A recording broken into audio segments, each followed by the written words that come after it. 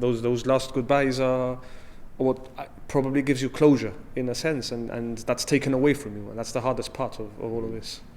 So you don't get that closure. You get messages, you get calls from people saying, I couldn't go because of the circumstances, and you understand it, and it just becomes a process instead of what's supposed to be an occasion where you're basically saying goodbye and going through the ceremony. It just becomes very mechanical because you're all there with a masks. You see they're counting numbers. People are being told to distance. It's certainly not what the occasion should be. Only his brother was allowed to go. That must have been quite hard for you as well. Yes, because the last time I saw him, he was full of life. He was full of plans. And then I just saw a box with him. I never had a chance to get by. And the thing is, because I saw him so well, and then I just saw a box, it's like I just can't accept that he's not there. I mean, I saw my father fade away for 3 months, and I knew he was going. And in fact, you want him to go. But this is totally different from seeing a person who looks so fit, so full of life, and then just seeing a box, a coffin.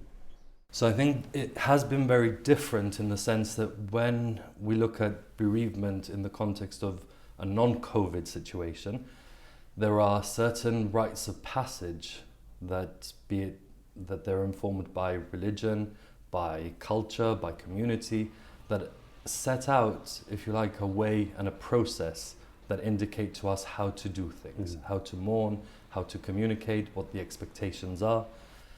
In this context, in the COVID context, we're faced with a situation where there is a collective level of anxiety.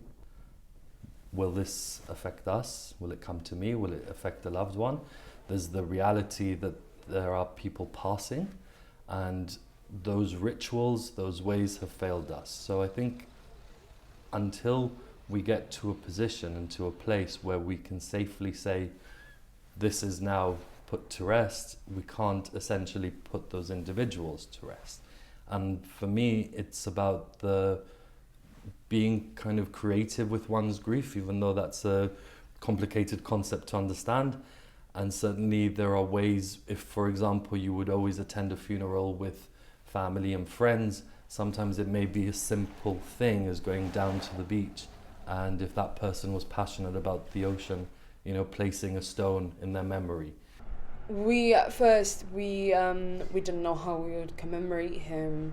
We had the funeral on my brother's birthday, so it was a bit of a hard push on it. But then my granny thought of cushions out of his shirts, so we would all have something commemorating of him. We also have bracelets as well with his writing and the date of his birth and death. His shirts are there for us to remember he was a great man, and it was good that we all get to keep one. She's currently still making more for the rest of the younger ones of the family, so they all have a little bit of a commemoration to my grandfather, and we'll always have those pillows daily to hold to remember him.